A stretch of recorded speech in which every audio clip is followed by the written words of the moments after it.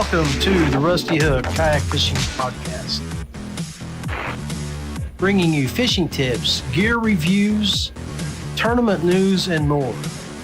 Featured guests from all over the nation. Now, 1 hour of live streaming via Twitch, YouTube, and Facebook. Here's your host, John Rapp. Hey guys, welcome to the Rusty Hook Kayak Fishing Podcast. We are live down here at the beautiful Ace Adventure Resort, Minden, West Virginia. As you can see, the resort is preparing for its grand opening coming up here on Memorial Weekend. Actually, I think that might be opening up the following weekend, but make sure you go to Ace Resort and take a look at their schedule. If you got kids between the ages of 15 and 4, this place right here, they're going to absolutely fall in love with it. Just out of camera view and where I'm sitting at right now, I'm sitting on the deck.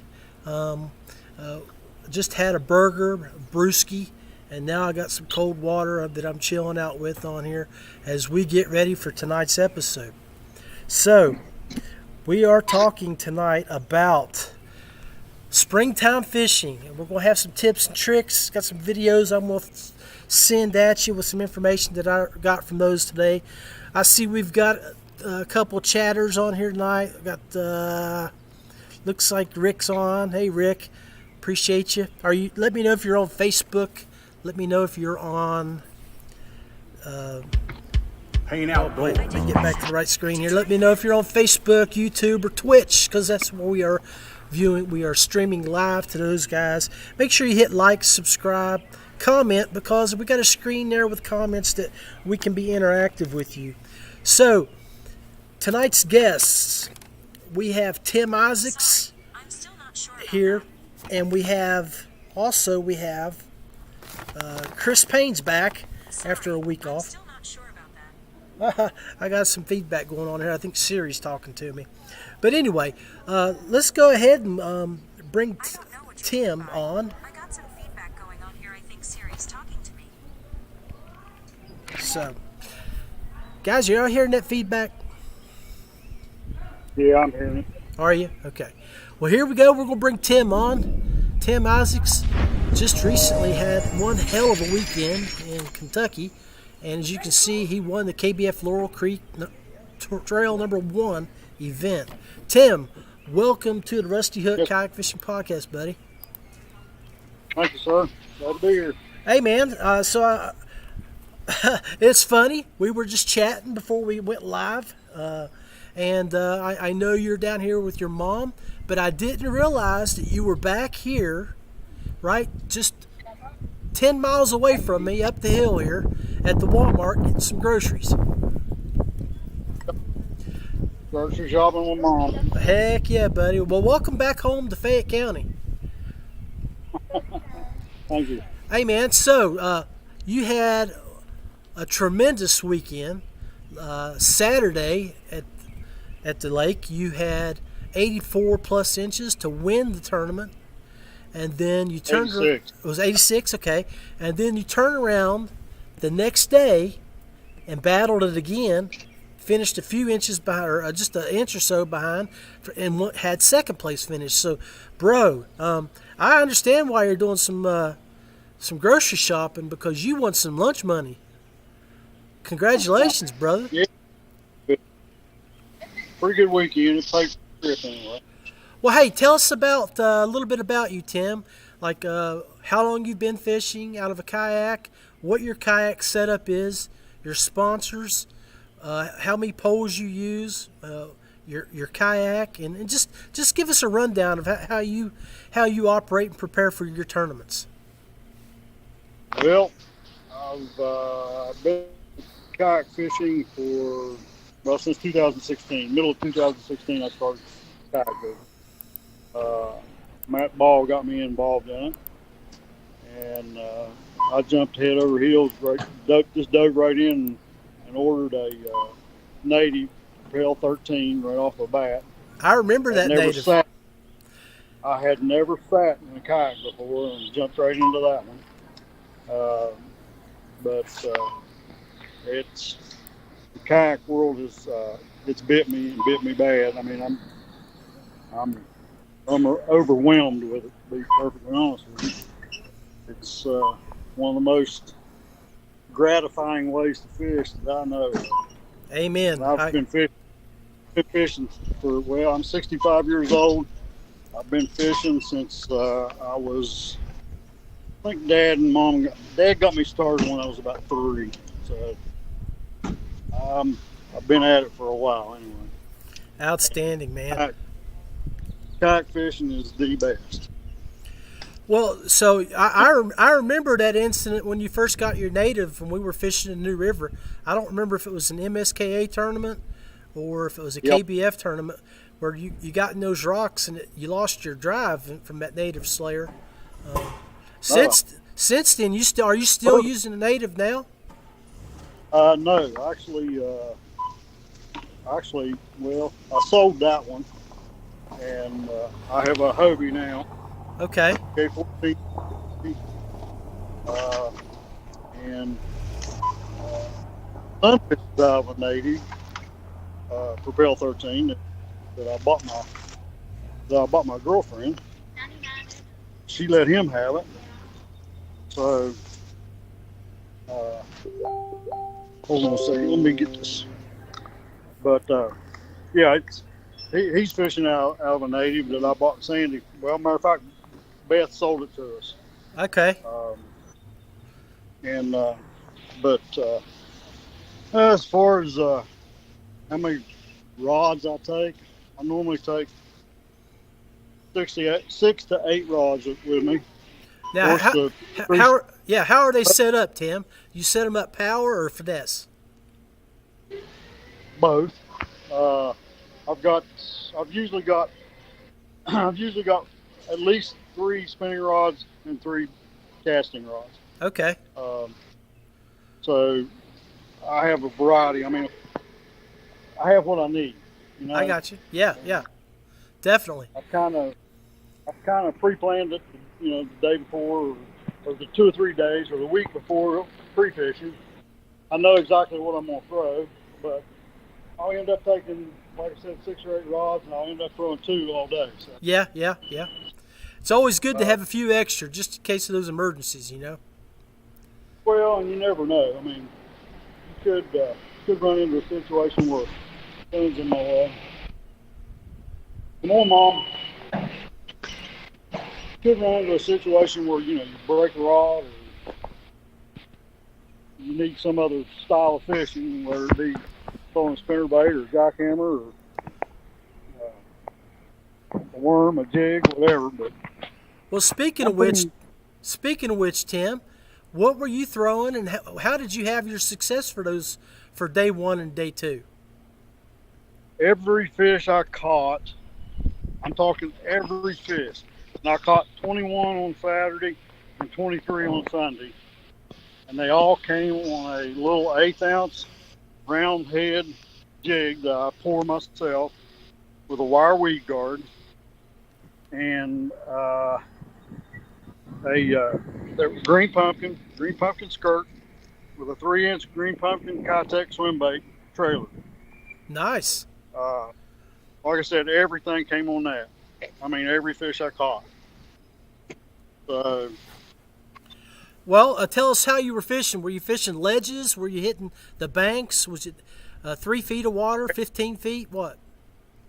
Everything. I caught them from 3 feet to, well, most of the fish were in at least 6 feet of water. Okay. I caught my biggest fish, the 19 3/4 I caught on Sunday.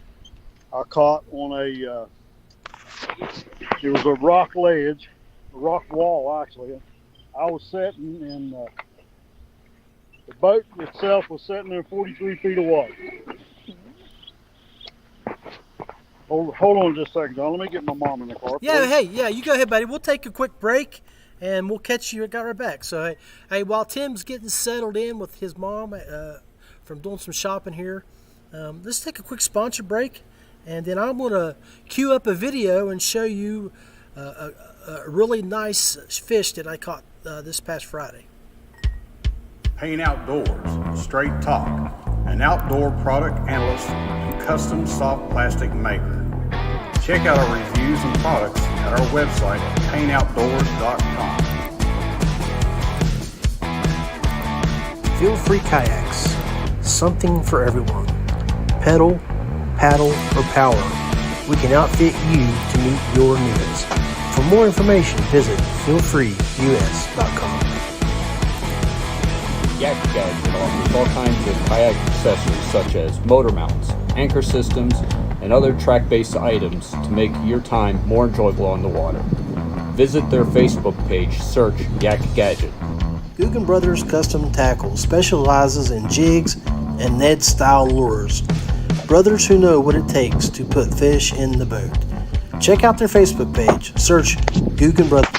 All right, we're back. Hey guys, now I wanted you guys to take a watch of this video. Now I'm going to pull up Tim's feed again here. You're going to see Tim's intro, but right after that, I got a video posted up here that I think you guys might enjoy. If you've seen my page here, I posted it a few days ago. It's really blowed up on Twitter. I think Twitter shared it about 12 to 15 times. But let me go ahead and throw Tim's intro is going to come through here real quick, and then you're going to see the video, and then I'll hit play. So here we go. So this was at Summersville Lake. I'm at Battle Run, or Salmon Run. I went out to take my Big Fish 103 on a test run. I just installed the NK180 Newport Vessels kayak motor, but apparently the night before, while I had everything packed up, I shorted out one of my batteries. So I'm like, well, I'm here, I haven't had the boat out, I want to go fish. And so I just stayed there in the cove, and in that cove the water just came up in the last week and a half to summer pool, and you can see there's a bunch of garbage in there. So what I was doing, that big log straight in the center of your screen in the back, I threw a Yum Dinger back there. That's about 2 to 3 inches or 2 to 3 feet of water back there, and I was dragging it through all that garbage, and you'll see what happens from there.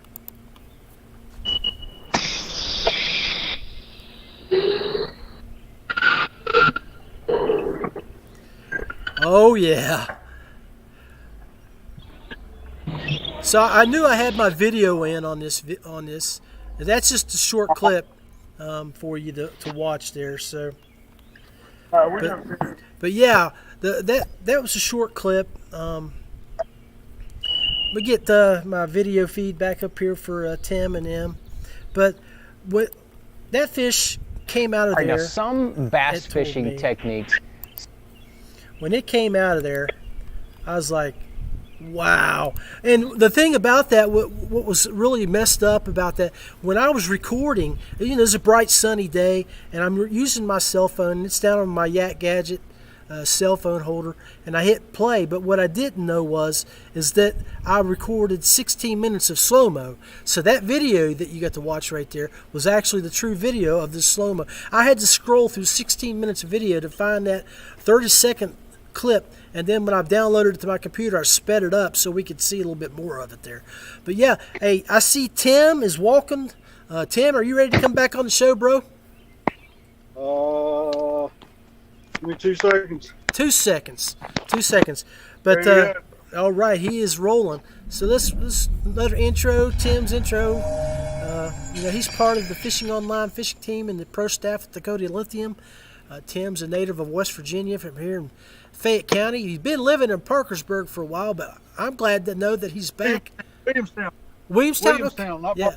Okay, I knew he was up there in Wood County, somewhere up there next to the Ohio border. But yeah, gonna have you back home. Maybe I can get out and do some fishing with you and get educated a little bit. That'll work. We can do it, bud.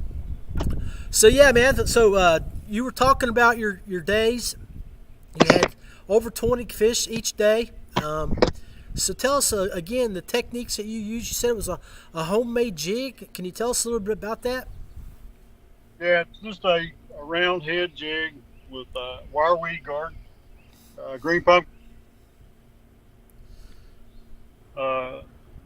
pumpkin Contact swim bait trailer. Now on your Facebook post, Tim, you were saying that you were it was a last minute decision to go there. Did you do any pre-fishing or know anything about the water when you went?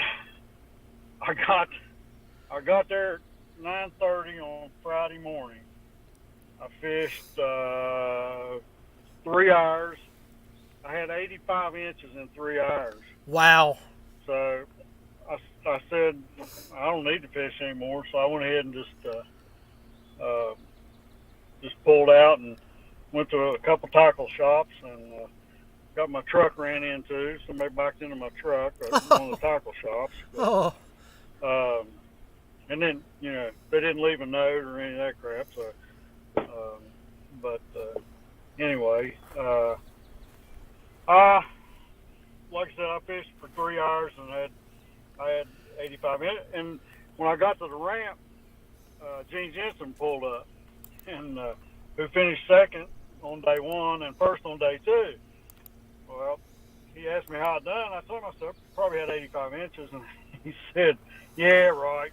Go on, get out of here." So then I roll in on Saturday with 86 and a quarter inches, and I think I beat him by 2 inches on Right. day one. Yeah. And That's right. He beat me by 2 inches on day two or something like that. But anyway, Well, I'm he didn't surprised. believe me that I had 85 inches. I'm surprised you didn't do the pro event and do both days since you were there. Well, I normally do. I don't know why I didn't do it. I mean, I just didn't do it. Well, Tim, hey, buddy, while you're getting situated there, I am going to bring on Chris Payne, and if you want to hang around there for a few minutes, we'll Okay. continue the conversation together here in a little bit and talk about. What can I make fish for you today? I want a cheeseburger and fry, please. Okay. You done had a good meal. I know, man. I know. Anyway, stand by, guys. Hold on just a minute, man. So, tried to get me a All right, I'm gonna drive-through go order order. there from with Timmy Oh, there. sorry, man. But we're going to bring Chris on. So,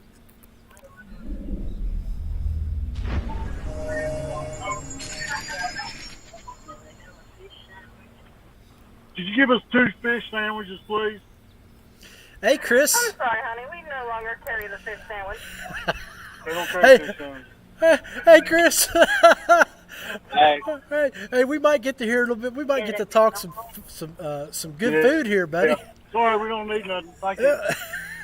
Maybe. We're looking for a fish sandwich, John. I hear you, buddy. I don't, Chris. I'm so new at this room. I don't know how we do this, buddy. So, hey, how have you been the last 2 weeks, buddy? We missed you last week. How'd things go with you? Well, they're all right.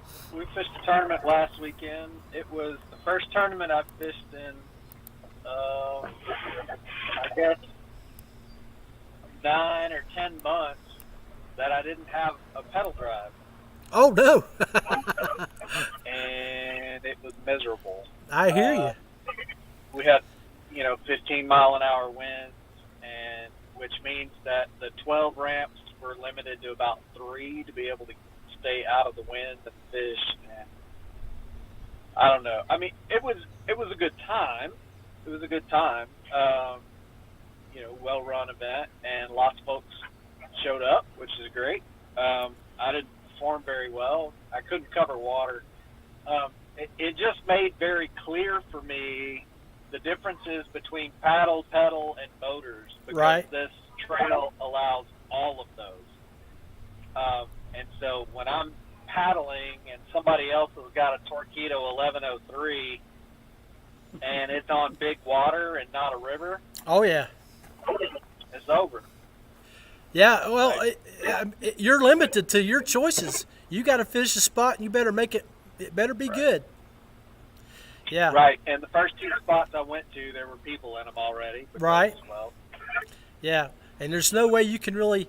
Plan A and Plan B are out the window. It's hard to get to Plan C when you got to use a paddle. We So- made it. We found a few fish. I did end up catching what would have been the lake record freshwater drum. Nice. But I didn't know it was the lake record at the time, and I was so pissed off after I figured out it wasn't a bass that I just unhooked him and said some sailor salty words and moved on. But but it was a good time. I got to fish with one of my guys out of San Antonio in the team tournament, and then fished the individual tournament just because I was already fishing the other tournament. Right. That's how we do it. Yeah. So might as well fish them both. He asked me for my contribution. He's like, I just need you to catch 212s, and I caught 214. So I was like, okay. That's all right. And then I caught a smattering of every other type of fish imaginable. No, ma'am. Oh, he's about to order a fillet. Fish sandwiches, please. Yeah. Yes, ma'am. Yes, ma'am. Hold on there. Hold on, Chris.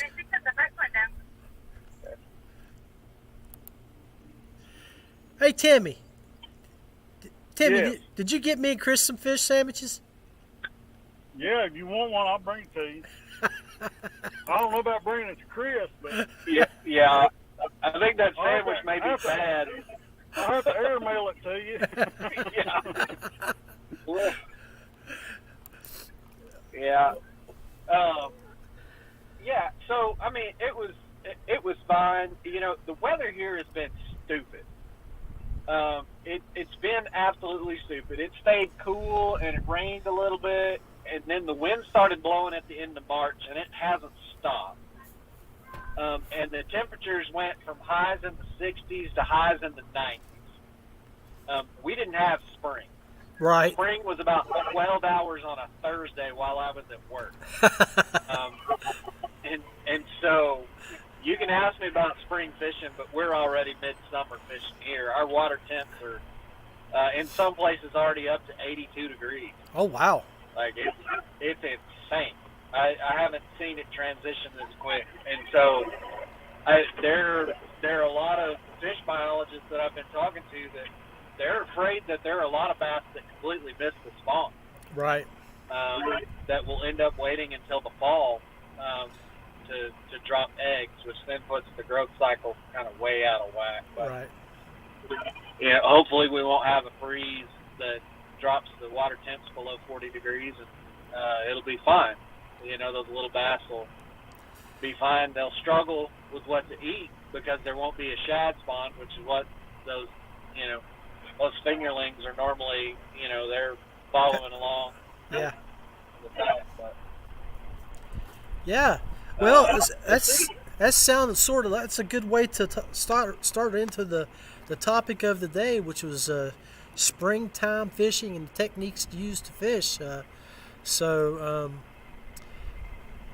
your thoughts on that? I mean, you're a plastic maker. yeah. So I have caught the couple of trips I've been out on. I'm going back out again this weekend, but my bites have all been on smaller plastics. Right. Kind of like what Tim was talking about, 3-inch to 5-inch plastic, and then a white jerkbait. I don't know what, I bought, there's a guy up in the DFW area that makes custom rods, Trinity custom rods, and he had an exact spec of what I was looking for in a jerkbait rod. Because last year I threw it on a store-bought jerkbait rod, and it just didn't feel like I wanted it to. It's Trinity custom rods. It's Matt French's, and he said, "Hey, I had somebody order this, and they backed out on me. Anybody looking for a 610 medium jerkbait rod?" I was like, "Yes, please." And he sent it to me, and I threw jerkbaits on it the day I got it, and I was like, "Okay, this is it." And I have thrown more jerkbaits this year, and I've caught more fish on jerkbaits, even in the hot water. Like I've tried rattle traps and crankbaits and stuff like that. But man, that jerkbait, that suspended jerkbait bite, Well, fishing them fast, fishing them slow, they are crushing them. that's funny that you would say that, because I was watching a video earlier today that was made by Ott Defoe, April of 21, and he was talking about 3 different types of suspended, shallow, and of jerk baits, and that's one of the first things he talked about. He said everything he has set up is related to power fishing. He doesn't like the finesse. So it's a good video. I'm gonna post a link on that. But yeah, I mean that this keys right into the comments that he made. He was throwing I guess it was a deep diving and a shallow. It was different types, shallow and deep. And he had a crankbait, a DT, but when he talked about the jerk baits, they were definitely those types. So there's a lot of guys that throw those Vision 110s and stuff like that, and I've been around long enough. I mean, we used to throw the Stacy's and the pointers and all of that business from Lucky. And I switched over last year a lot of my jerkbaits over to Yozuri, which is a little bit more cost effective. I love the action on them and the different colors that are available. They're limited in size. They don't have a ton of size options that are readily available in the colors that I like. And then I started throwing also the new Berkeley Stunna jerkbait, and I like the Berkeley. It looks good, but for my money, that Yozuri 3DB that's on sale at Tackle Warehouse right now, if you're throwing a 110 size jerkbait, that's cash money. I hear you. Super sharp hooks. We use Yozuri and like their crystal shrimp and stuff like that in saltwater all the time. That's a $9 jerkbait right now. You can't buy a Rapala for that, and I think it outperforms the Rapala. It's got a little bit beefier body, and I've beaten the crap out of them throwing them on rocks, because our Highland Reservoir that's right here by my house, it's a rocky riprap type bank that I have beaten the crap out of these things throwing them, and no issues, no broken bill, no cracked bodies. Like it's all been good. I'll throw some other stuff, but I find myself time after time going back to that white and pearl Yozuri 3DB. Yeah. Let's see. Rick Garavaglia, he said that's about all he did at Guntersville for the Trail Series this year. During practice and the tourney, he used a Strike King and Rapala mostly. And Garrett Hott, he agreed with you. He said, yes, sir, Rapala X-Rap River Perch Color 110, Matt Shad. Hey, Tim, what about you, buddy? Are you throwing any jerk baits now, or have you been throwing any? Yeah. I use Smithwick Roads. Bending Roads. I mean, I've used those forever. That's old school right there. Look at that. I've probably got 30 of them. There's one in particular we use at Guntersville. We call it Big Red. I think it's called the Red Crawfish. The biggest bass weight-wise I've ever caught was 8.5 pounder, and that's what I caught it on, was that. Nice. And I also use a Spro, but it's a particular color. It's called Cellmate. And it's really good at Summersville, especially in the fall. We catch a lot of fish there in the fall on that Cellmate color Spro. Well, I tell you, Summersville. I'm like, Summersville wasn't kind to us there a couple weeks ago, was it? nah. All that rain, rising water. Yeah, Whew, that man. was, what, the lake raised, 7 feet Yeah, Fires. while we were out there, and Yeah, while we were on it. that and Chris, that lake is the Hey. biggest lake in the state.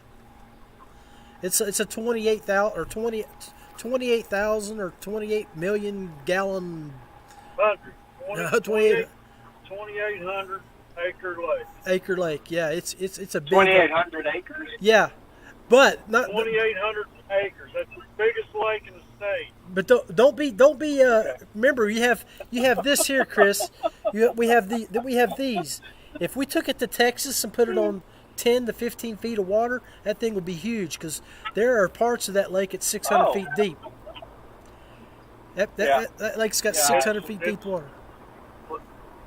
Valley Lakes. Yeah. Yeah, and my Highland reservoirs, we've got 120 foot deep in places on the ones that I fish. Lake Fork, I think, probably 60, 65 is probably about as deep as you get there. But yeah, surface acres, ooh, man.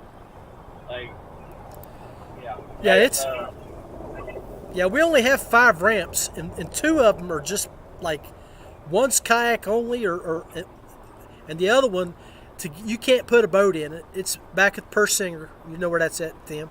But it's a hard lake to get into. There's so yeah. Hey, so let me talk. That's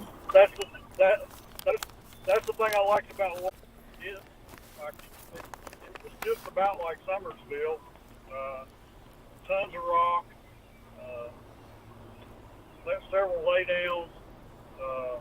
But like I was telling you a little bit ago, before I had to get Mom in the car, the 19 3/4 I caught, I was sitting 2 rod lengths from the bank, a rock wall, and I was sitting in 43 feet of water. And I was just flipping that little jig over against that rock, just letting it sink 10, 12 feet, and then winding in, doing it again. And I flipped it over, and it sank about 6 feet, and I thought, that ain't right. And I wound down, felt weight, set the hook. About Nice. 4 cranks, and I had her in a boat. You gotta love that, buddy. You gotta love that. I probably caught, I know I caught 10 or 12 fish along those rock walls, my boat sitting in 40 foot of water, and I'm 2 rod lengths from my bank. So it's a lot like Summersville. I think that's why I did as well as I did there. Sound, actually. But yeah. Well, I mean, you had a lot of practice the week before, that's for sure. Rising high, fast, dirty, Yeah. muddy water. So, hey, let's talk about a couple things that Foe mentioned last April.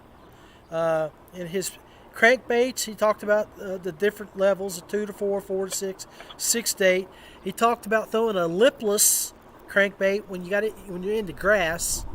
In dirty water, for the spring dirty water, which Tim and I could have used this probably last week, he was talking about throwing a spinnerbait and a jig when you're doing target fishing, when you're throwing around brush, when you're throwing around rock piles and things like that. He was talking about spinnerbaits and jigs.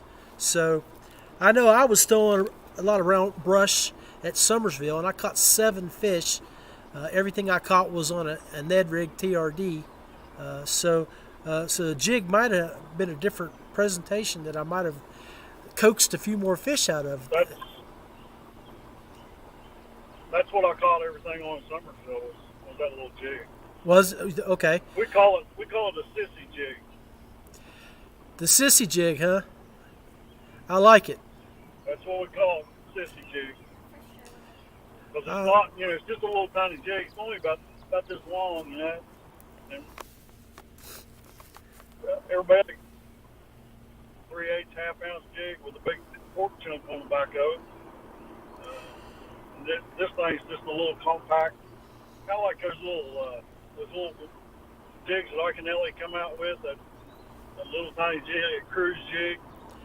It sort of reminds me of the Cabin Creek. Of the Cabin Creek spider jigs? Is it Almost like that? like a spider jig. Okay, makes It's sense. almost like a spider jig. I'll send you a picture of it. Okay, yeah, sounds good.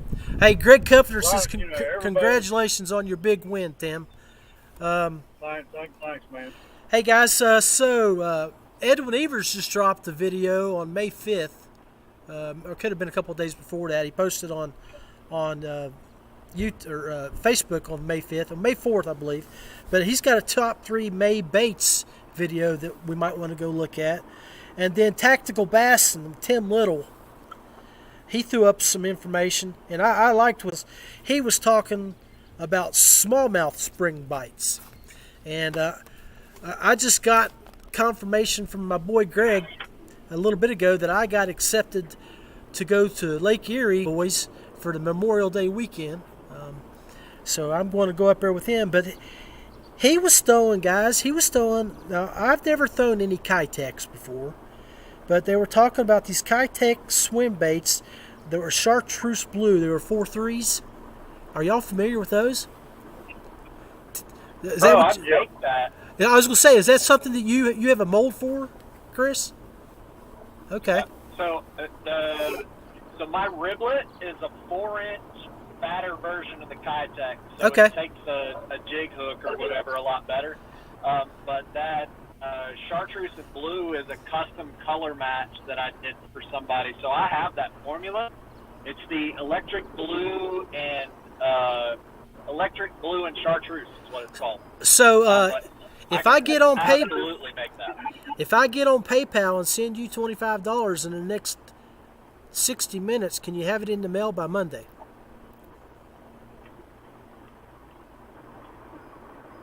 Yes.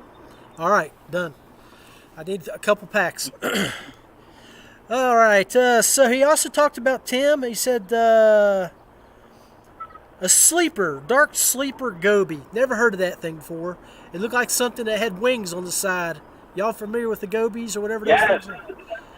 What is that? It's the dark sleeper by Megabass. Yeah. Megabass. Megabass makes it, yeah. You guys throw it? Yeah, that is a swim bait. Yes, it's a swim bait shaped like a goby.